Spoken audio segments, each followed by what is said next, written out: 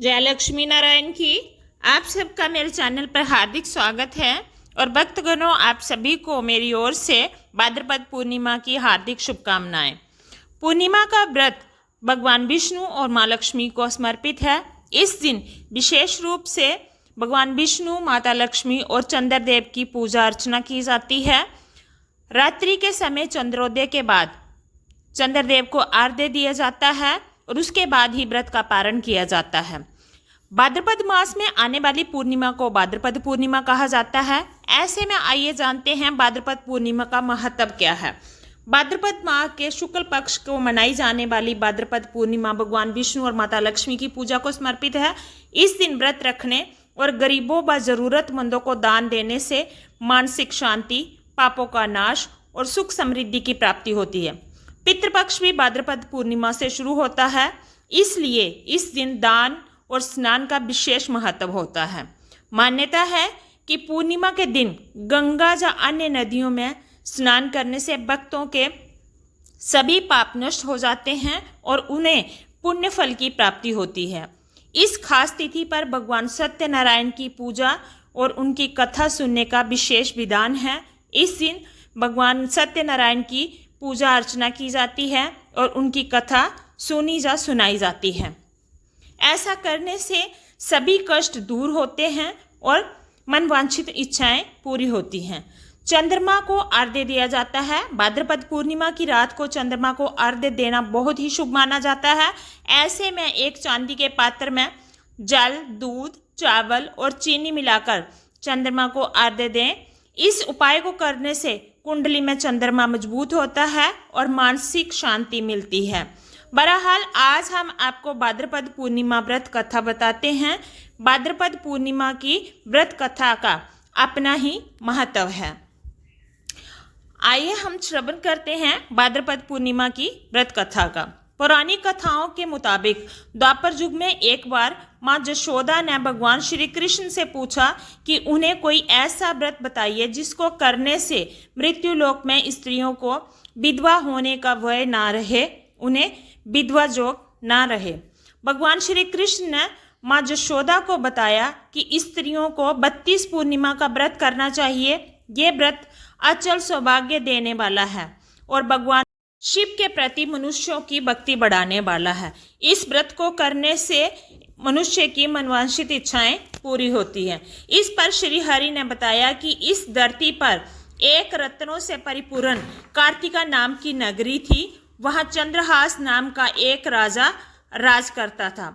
उस नगरी में एक धनेश्वर नामक ब्राह्मण था। उसकी बहुत सुंदर और सुशील पत्नी थी जिसका नाम रूपवती था। दोनों एक दूसरे से बहुत प्यार करते थे और उस नगरी में बहुत प्रेम से रहते थे।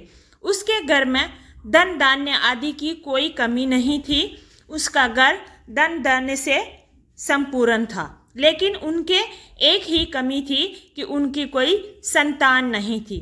संतान ना होने पर अक्सर वह चिंतित रहा करते थे। एक दिन एक योगी उस नगरी में आया। उस नगरी के सभी घरों से भिक्षा लेता था, परंतु रूपवती के घर से कभी भी भिक्षा नहीं लेता था। एक दिन वह जोगी रूपवती से भिक्षा ना लेकर किसी अन्य से भिक्षा लेकर गंगा किनारे बैठकर वहीं पर भोजन कर रहा था। तभी अपने भिक्षा के अनादर से दुखी होकर धनेश्वर जोगी भिक्षा ना लेने की वजह पूछने के लिए उस जोगी के पास गए और उनसे सप्रेम पूछा कि हे जोगी, तुम हमारे घर से भिक्षा ना लेकर बाकी सभी घरों से भिक्षा लेते हो, ऐसा क्यों? इसका क्या कारण है? इस पर जोगी ने कहा कि निसंतान के घर से भीख पथितों के अन्न के समान होती है और जो पथितों का अन्न ग्रहण करते हैं वह भी पथित ही हो जाते हैं। इसलिए पथित हो जाने के भय से उनके घर से भिक्षा नहीं लेता है। ये सुनकर धनेश्वर अत्यंत दुखी हो गए और उन्होंने जोगी से पुत्र प्राप्ति का उपाय पूछा। सुनकर जोगी ने उन्हें माँ चंडी की उपासना करने के लिए कहा। धनेश्वर देवी चंडी माँ की उपासना करने के लिए वन में चला गया। माँ चंडी ने धनेश्वर की भक्ति से प्रसन्न होकर 16वें दिन उसे दर्शन दिया और कहा उसके जहाँ पुत्र होगा, लेकिन वह केवल 16 वर्षों तक ही जीवित रहेगा। यदि वह स्त्री और पुरुष 32 पूर्णिमा का व्रत करेगा तो वह दीर्घायु हो जाएगा।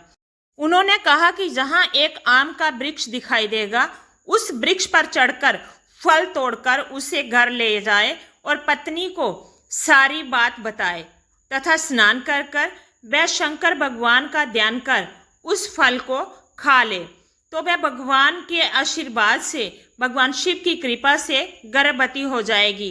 इस उपाय को करने के बाद धनेश्वर को पुत्र की प्राप्ति हुई और 32 पूर्णिमा का व्रत करने से पुत्र को दीर्घायु की प्राप्ति हुई। इस तरह से भाद्रपद पूर्णिमा का विशेष महत्व है। इस दिन व्रत रखने से, पूजा करने से भगवान शिव की कृपा भी प्राप्त होती है। पूर्णिमा के व्रत पर विशेष तौर पर सत्यनारायण भगवान की पूजा का विधान है। बिना सत्यनारायण भगवान की पूजा के पूर्णिमा का व्रत अधूरा माना जाता है। तो आइए श्रवण करते हैं भगवान सत्यनारायण की व्रत कथा। शास्त्रों में बताया गया है कि भगवान सत्यनारायण कथा का पाठ करने से व्यक्ति को 1000 यज्ञ करने के बराबर फल की प्राप्ति होती है। सत्यनारायण भगवान व्रत कथा के भगवान विष्णु के सत्य स्वरूप के बारे में बताया गया है। इस व्रत का पाठ करने से घर में सुख समृद्धि का वास होता है और भगवान विष्णु की कृपा सदैव बनी रहती है। भगवान सत्यनारायण कथा का पहला अध्याय है। इस प्रकार की कथा सुनने की हम इच्छा रखते हैं। सर्वशास्त्रों के ज्ञाता सूत जी बोले, हे वैष्णवों में पूज्य, आप सभी ने प्राणियों के हित की बात पूछी है, इसलिए मैं आप सबको एक ऐसे श्रेष्ठ व्रत को बताता हूँ जिसे नारद जी ने लक्ष्मी नारायण जी से पूछा और लक्ष्मीपति ने मुनि श्रेष्ठ नारद जी से कहा था। आप सब इसे ध्यानपूर्वक सुनिए। सो मैं आपसे कहता हूँ। एक समय की बात है, जोगीराज नारद जी दूसरों के हित की इच्छा लिए अनेकों लोकों में घूमते हुए मृत्यु लोक पर आ पहुँचे। वहाँ उन्होंने अनेक जोनियों में जन्मे प्राय सभी मनुष्यों को अपने कर्मों द्वारा अनेकों दुखों से पीड़ित देखा। उनका दुख देखकर नारद जी सोचने लगे कि कैसा जतन किया जाए जिसके करने से निश्चित रूप से मानव के दुखों का अंत हो जाए, उनका उद्धार हो जाए। इसी विचार पर मनन करते हुए वह विष्णु लोक में गए। वहां वह देवों के ईश नारायण की स्तुति करने लगे, जिनके हाथों में शंख, चक्र, गदा और पद्म थे, गले में वरमाला पहने हुए थे। उनकी स्तुति करने लगे। स्तुति करते हुए नारद जी बोले, भगवान, आप अत्यंत शक्ति से संपन्न हैं। मन तथा वाणी भी आपको नहीं पा सकते हैं। आप सर्वशक्तिमान हैं। आपका आदि, मध्य और अंत नहीं है। निर्गुण स्वरूप सृष्टि के कारण भक्तों के दुखों को दूर करने वाले हैं। आपको मेरा नमस्कार है। नारद जी की स्तुति सुन भगवान विष्णु जी बोले, हे मुनि श्रेष्ठ, आपके मन में क्या बात है? आप किस बात को लेकर यहाँ पधारे हैं? क्या काम है? उसे निसंकोच कहो। इस पर मुनि नारद जी बोले कि हे भगवान, मृत्युलोक में अनेक जोनियों में जन्मे मनुष्य अपने कर्मों के द्वारा अनेकों प्रकार के दुखों से दुखी हो रहे हैं। हे नाथ, मुझ पर आप दया रखते हैं तो कृपया मुझे बताइए कि मनुष्य को थोड़े प्रयास में ही अपने दुखों से कैसे छुटकारा मिल सकता है? मनुष्य अपने दुखों से कैसे छुटकारा पा सकता है? इस पर श्री हरि जी बोले, हे नारद, मनुष्यों की भलाई के लिए तुमने बहुत अच्छी बात पूछी है, जिसके करने से मनुष्य मोह से छूट जाता है। मैं तुमसे वह बात कहता हूँ, तुम ध्यान से सुनो।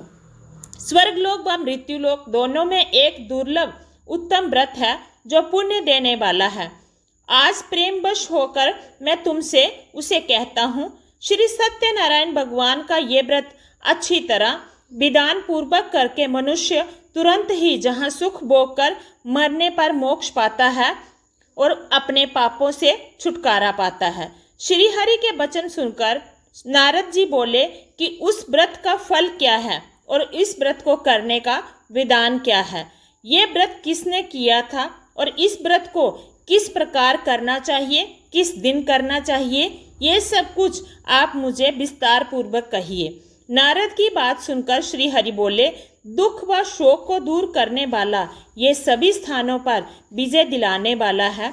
मानव को भक्ति व श्रद्धा के साथ शाम को श्री सत्यनारायण की पूजा धर्मपरायण होकर ब्राह्मणों व बंधु बांधवों के साथ करनी चाहिए। भक्ति भाव से ही नैवेद्य, केले का फल, घी, दूध और गेहूं का आटा सवाया ले। गेहूं के स्थान पर साठी का आटा, शक्कर तथा गुड़ भी ले सकते हैं। इन सभी भक्षण योग्य पदार्थों को मिलाकर भगवान का भोग बनाएं। ब्राह्मणों सहित बंधु बांधवों को भोजन कराएं। इसके बाद स्वयं भी भोजन करें। भजन कीर्तन के साथ भगवान की भक्ति में लीन हो जाएं और इस तरह से भगवान सत्यनारायण का पाठ करते रहें। इस तरह से सत्यनारायण भगवान का व्रत करने पर मनुष्य की सारी इच्छाएं निश्चित रूप से पूरी हो जाती हैं। इस कली काल में अर्थात कल युग में मृत्यु लोक में मोक्ष का यही एक सरल उपाय है, सरल साधन है। श्री सत्यनारायण भगवान की व्रत कथा जरूर पढ़ें, उनकी कथा का श्रवण जरूर करें। ये थी भगवान सत्यनारायण व्रत की कथा का पहला पाठ। बोलिए श्री सत्यनारायण भगवान की जय। अब आगे चलते हैं भगवान सत्यनारायण की व्रत कथा का दूसरा पाठ।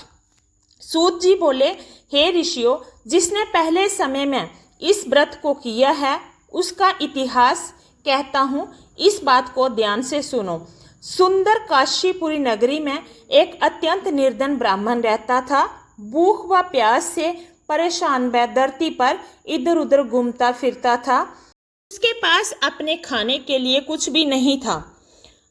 ब्राह्मणों से प्रेम करने वाले भगवान सत्यनारायण ने एक दिन ब्राह्मण का वेश धारण कर उसके पास जाकर पूछा, हे विप्र, नित्य दुखी होकर तुम पृथ्वी पर क्यों घूमते हो? दीन ब्राह्मण बोला, मैं निर्धन ब्राह्मण हूँ, भिक्षा के लिए धरती पर घूमता हूँ। हे भगवान, यदि आप इसका कोई उपाय जानते हो तो कृपा करके मुझे बताइए। कौन सा ऐसा उपाय है जिसको करने से मेरे कष्टों का निवारण हो जाए? वृद्ध ब्राह्मण कहता है कि सत्यनारायण भगवान मनवांछित फल देने वाले हैं, इसलिए तुम उनका पूजन करो। इसे करने से मनुष्य सभी दुखों से मुक्त हो जाता है, सभी कष्टों से मुक्त हो जाता है। वृद्ध ब्राह्मण बनकर आए सत्यनारायण भगवान उस निर्धन ब्राह्मण को व्रत का सारा वृतांत बताकर वहां से अंतर्ध्यान हो गए।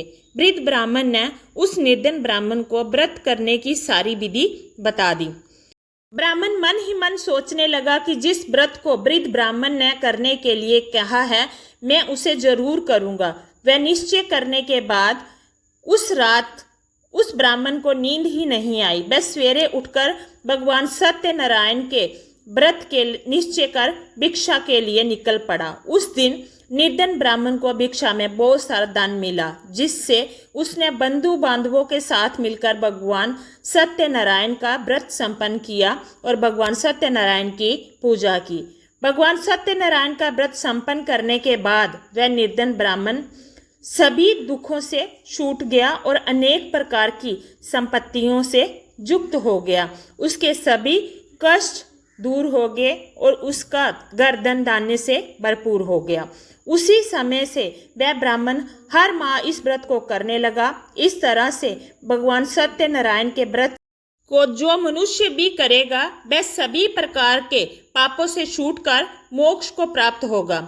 जो मनुष्य इस व्रत को करेगा वह सभी दुखों से मुक्त होकर सुख समृद्धि से संपन्न हो जाएगा। सूत जी बोले, इस तरह से नारद जी ने नारायण जी का कहा हुआ श्री सत्यनारायण व्रत का जो मैंने तुमसे कहा है, हे विप्रो, मैं अब और क्या कहूँ? ऋषि बोले, हे मुनीश्वर, संसार में उस विप्र से सुनकर और किस किस ने ये व्रत किया है और उसे क्या क्या फल प्राप्त हुए हैं, हम इस बात को सुनना चाहते हैं। आप कृपा करके हमें बताइए, हमारे मन में इसे सुनने की बहुत श्रद्धा है।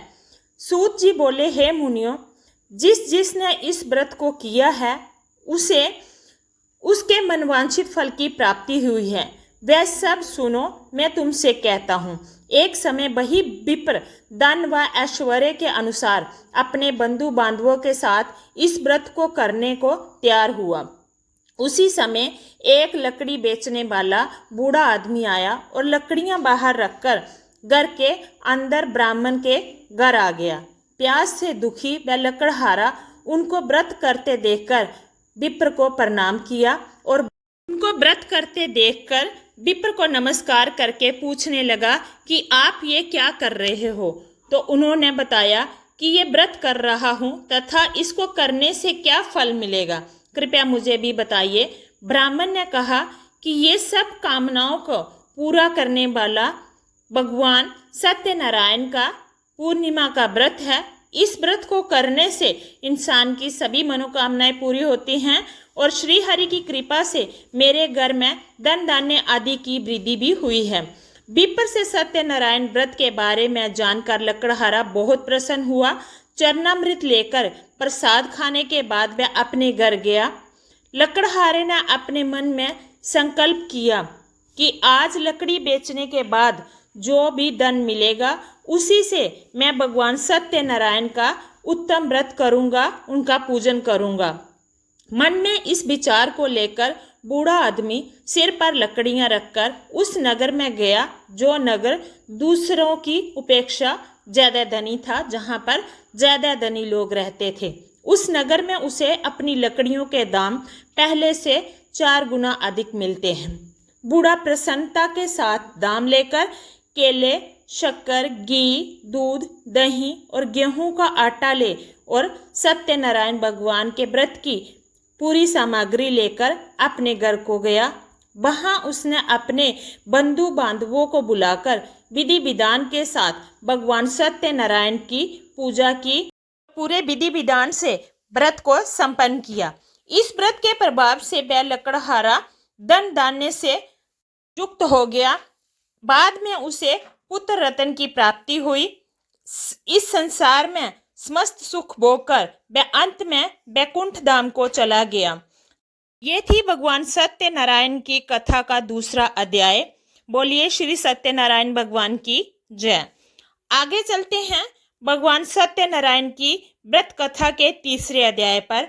सत्यनारायण भगवान की व्रत कथा के आधार पर सूत जी बोले, हे मुनि श्रेष्ठ, अब आगे की कथा कहता हूँ। पहले समय में उल्कामुख नाम की एक नगरी में एक बुद्धिमान राजा रहता था। वह सत्य वक्ता और जितेंद्रिय था। प्रतिदिन देव स्थानों पर जाता और निर्धनों को धन देकर उनके कष्ट दूर करता था। उसकी पत्नी कमलावती कमल के समान मुख वाली तथा सती साध्वी थी। भद्रशिला नदी के तट पर उन दोनों ने श्री सत्यनारायण भगवान का व्रत किया। उसी समय साधु नाम का एक वैश्य वहां आया। उसके पास व्यापार करने के लिए बहुत सा धन था। राजा को व्रत करते देखकर उसने विनय के साथ राजा से पूछा कि हे राजन, भक्ति भाव से पूर्ण होकर आप ये क्या कर रहे हैं? मेरी सुनने की इच्छा है। मैं सुनना चाहता हूँ कि आप ये कौन सा व्रत, कौन सा अनुष्ठान कर रहे हैं, कृपा करके मुझे भी बताइए। राजा बोला, हे साधु, अपने बंधु बांधवों के साथ पुत्र आदि की प्राप्ति के लिए मैं महाशक्तिशाली महाशक्तिमान श्री सत्यनारायण भगवान का व्रत व पूजन कर रहा हूँ।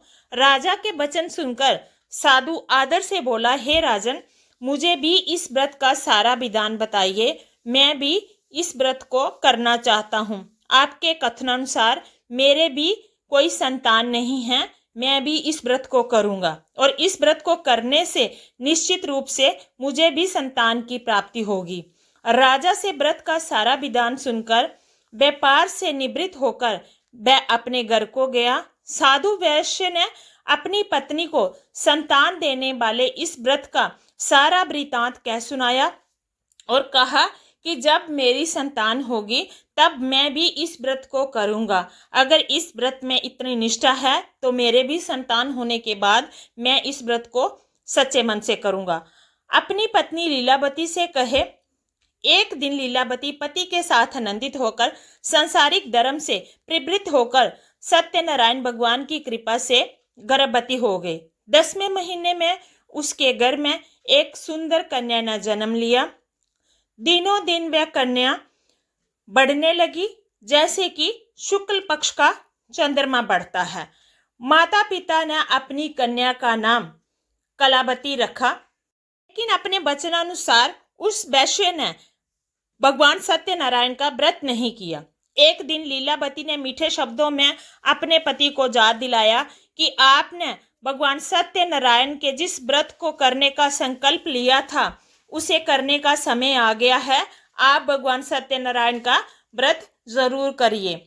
साधु बोला, हे प्रिय, इस व्रत को मैं उसके विवाह पर करूंगा। अभी मेरी कन्या छोटी है, जब इसका विवाह होगा तो मैं इसके विवाह पर भगवान सत्यनारायण का व्रत करूंगा। इस प्रकार अपनी पत्नी को आश्वासन देकर वह नगर को चला गया।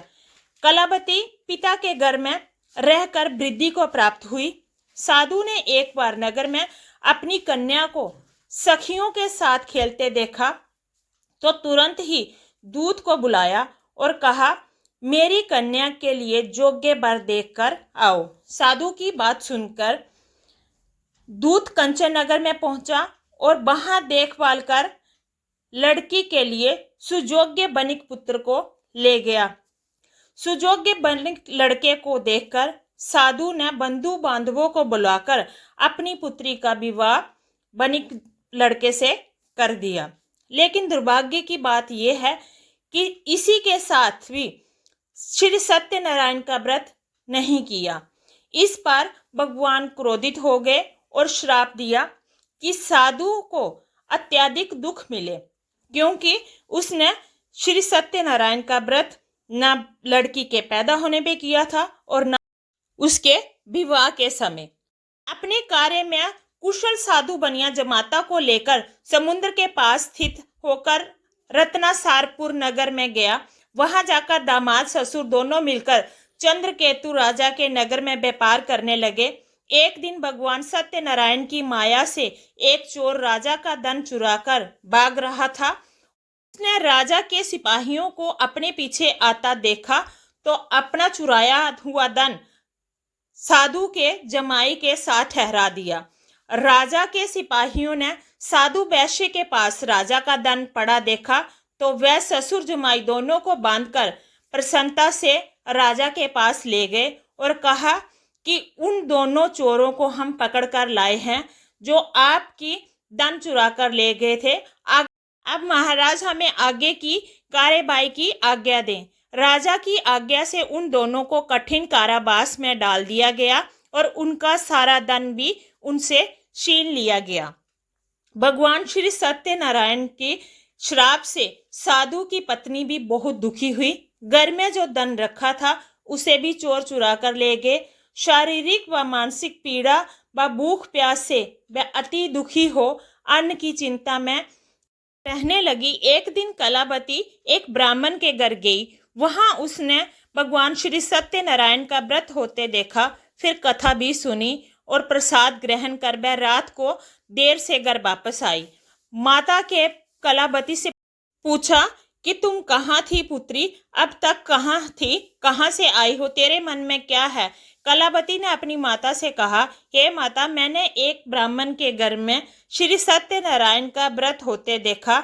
मैं वहीं पर श्री सत्यनारायण की कथा सुन रही थी। कन्या के वचन सुनकर लीलावती भगवान के पूजन को तैयार हो गई। उसने भगवान सत्यनारायण की पूजा की सारी तैयारी की। लीलावती ने परिवार व बंधुओं सहित भगवान सत्यनारायण का पूजा किया और उनसे वर मांगा कि मेरे पति तथा जवाई शीघ्र ही घर वापस आ जाएं। साथ ही ये भी प्रार्थना की कि हम सबका अपराध क्षमा करें। हम अपने अपराध के लिए आपसे क्षमा प्रार्थी हैं। श्री सत्यनारायण भगवान इस व्रत से संतुष्ट हो गए और राजा चंद्रकेतु को सपने में दर्शन दिया और कहा कि हे राजन, तुम उन दोनों वैश्यों को छोड़ दो और तुमने जो उनका धन लिया है उन्हें वो भी वापस कर दो। अगर तुमने ऐसा नहीं किया तो मैं तुम्हारा सारा राज्य व संतान सभी को नष्ट कर दूंगा। राजा को ये कहकर भगवान सत्यनारायण अंतर्ध्यान हो गए।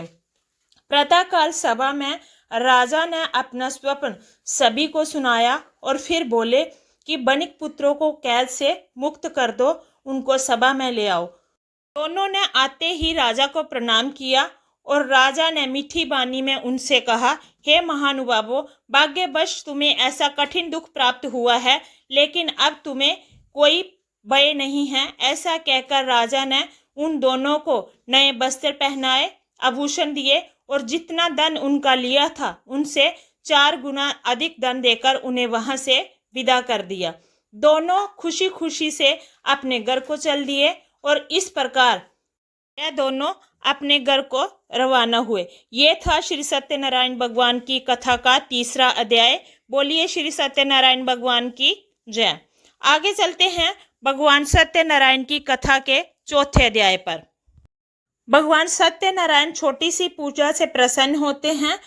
छोटे से सरल उपाय करने से उनकी कृपा प्राप्त होती है। व्रत का 4था अध्याय है। सूत जी बोले, वैश्य ने मंगलाचार कर अपनी यात्रा आरंभ की और अपने नगर की ओर चल दिए। उनके थोड़ी दूर जाने पर एक दंडी वेशधारी श्री सत्यनारायण भगवान ने उनसे पूछा, हे साधु, तेरी नाव में क्या है? अभिमानिक बनिक हंसता हुआ बोला, हे दंडी, क्यों पूछते हो आप? क्या धन लेने की इच्छा है? मेरी नाव में तो सिर्फ बेलपत्र ही भरे हुए हैं, इसमें और कुछ भी नहीं है। वैश्य के कठोर वचन सुनकर भगवान बोले, तुम्हारा वचन सत्य हो। दंडी के वचन सुनकर भगवान सत्यनारायण क्रोधित हो गए। दंडी ऐसे वचन कह वहां से चले गए। कुछ दूर जाकर समुद्र के किनारे बैठ गए। दंडी के जाने के बाद साधु वैश्य ने नित्य क्रिया से पश्चात नाव को ऊंची उठी देखा तो अचंभा माना और नाव में बेलपत्र आदि देखकर वह मूर्छित होकर जमीन पे गिर पड़ा। मूर्छा खुलने पर वह अत्यंत शोक में डूब गया, बहुत दुखी हो गया। इस पर उसका दामाद बोला कि आप शोक ना मनाएं, ये जरूर उस दंडी का श्राप है, इसलिए हमें उसकी शरण में जाना चाहिए। वह अभी तक ज्यादा दूर नहीं गया होगा, तभी हमारी मनोकामना पूरी होगी जब हम उस दंडी से क्षमा याचना करेंगे। दामाद की बात सुनकर दंडी के पास पहुंचे और अत्यंत भक्ति भाव से नमस्कार करके बोले, मैंने आपसे जो असत्य वचन कहे थे उसके लिए मैं आपसे क्षमा याचना करता हूँ। ऐसा कहकर महान शोकातुर होकर रोने लगे। तभी दंडी भगवान बोले, हे बनिक पुत्र, मेरी आज्ञा से बार बार तुम्हें दुख प्राप्त हुआ है। तू मेरी पूजा से विमुख हुआ है। तूने मेरी पूजा से विमुख होकर मेरा अपमान किया है। इसी बात से मैं क्रोधित हूँ, तभी तुम्हें बार बार दुख प्राप्त हो रहे हैं। साधु बोला, हे भगवान, आपकी माया से ब्रह्मा आदि देवता भी आपके रूप को नहीं जानते हैं, तब मैं अज्ञानी कैसे जान सकता हूँ? आप प्रसन्न हो जाइए, मैं अपने सामर्थ्य के अनुसार आपकी पूजा करूँगा। मेरी रक्षा करो और पहले के समान मेरी नौका में धन भर दो। साधु वैश्य के भक्ति पूर्वक वचन सुनकर भगवान प्रसन्न हो गए और उसकी इच्छा अनुसार वरदान देकर वहां से अंतर्ध्यान हो गए। ससुर जमाई जब नाव पर वापस आए तो नाव को पहले की तरह धन से भरा हुआ देखकर वे प्रसन्न हो गए। उन्होंने अपने बंधु बांधवों सहित भगवान सत्यनारायण का पूजन किया और पूजा करने के बाद अपने नगर को चल दिए। जब नगर के नजदीक पहुंचे तो दूत को घर पर खबर करने के लिए भेज दिया। दूत साधु के घर जाकर उसकी पत्नी को प्रणाम करके बोला कि मालिक अपने दामाद सहित नगर के निकट आ गए हैं। दूत की बात सुनकर साधु की पत्नी लीलावती ने बड़े हर्ष के साथ भगवान सत्यनारायण का पूजन कर अपनी सारी गलतियों के लिए क्षमा याचना की और अपनी पुत्री से कहा कि मैं अपने पति के दर्शन को जाती हूँ, तू कार्य पूर्ण कर शीघ्र आ जा। माता के ऐसे वचन सुनकर कलावती जल्दी से प्रसाद छोड़कर अपने पति के पास चली गई। प्रसाद की अवज्ञा के कारण श्री सत्यनारायण भगवान रुष्ट हो गए, क्रोधित हो गए और नाव सहित उसके पति को पानी में डुबो दिया। कलावती अपने पति को मिलने जा रही थी, वहां ना पाकर रोती हुई जमीन पर गिर गई। नौका को डूबा हुआ देखकर व कन्या को रोता हुआ देखकर साधु दुखी होकर बोला कि हे प्रभु, मुझसे तथा मेरे परिवार से जो भूल हुई है उसके लिए हमें क्षमा करें, हम क्षमा प्रार्थी हैं। साधु के दीन वचन सुनकर भगवान सत्यनारायण प्रसन्न हो गए और तभी आकाशवाणी हुई कि अगर तेरी कन्या घर जाकर मेरे छोड़े हुए प्रसाद को ग्रहण करके आती है तभी उसका पति पुनः जीवित होगा। ऐसा होने का कारण था कि तेरी कन्या मेरे प्रसाद को छोड़कर आई है, इसलिए उसका पति अदृश्य हुआ है। यदि वो घर जाकर प्रसाद खाकर आएगी तो उसे उसका पति अवश्य मिलेगा। ऐसी आकाशवाणी सुनकर कलावती घर पहुंचकर प्रसाद खाती है और फिर आकर अपने पति के दर्शन करती है। उसके बाद साधु अपने बंधु बांधवों सहित श्री सत्यनारायण भगवान की विधि विधान से पूजा करता है। इस लोक में सुख भोगकर अंत में स्वर्ग लोक को जाता है और भगवान श्री सत्यनारायण की कृपा से मोक्ष प्राप्त करता है। ये थी श्री सत्यनारायण व्रत कथा का चौथा अध्याय की कथा। बोलिए श्री सत्यनारायण भगवान की जय। आगे चलते हैं भगवान सत्यनारायण की व्रत कथा के 5वें अध्याय पर। सूत जी बोले, हे ऋषियों, मैं और भी एक कथा सुनाता हूँ, आप उसे ध्यान से सुनो, जो भगवान सत्यनारायण की कथा पर आधारित है। प्रजा पालन में लीन तुंगध्वज नाम का एक राजा था।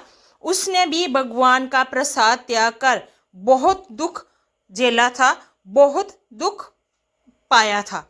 एक बार राजा वन में जाकर वन्य पशुओं को मारकर वह बड़ के पेड़ के नीचे आकर बैठ जाता है। वहां उसने ग्वालों को भक्ति भाव से अपने बंधु बांधवों सहित भगवान श्री सत्यनारायण का पूजन करते देखा।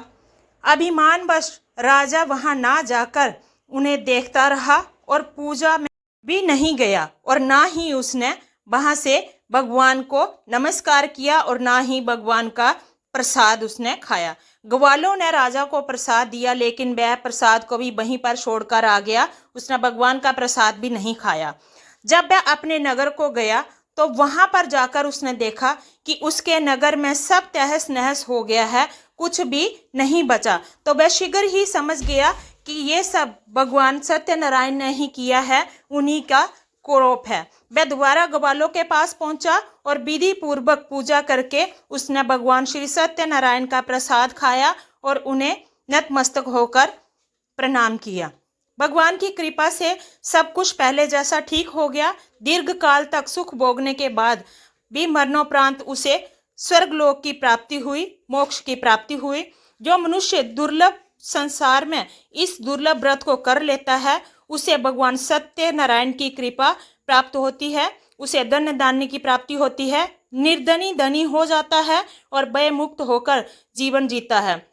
संतानहीन मनुष्यों को संतान सुख मिलता है और उसके सारे मनोरथ पूरे होने पर मानव अंत काल तक वैकुंठ धाम को जाता है। सूत जी बोले, जिन्होंने इसे पहले व्रत को किया और उससे सुनकर जिन्होंने इसे बाद में किया उनके दूसरे जन्म की कथा कहता हूँ।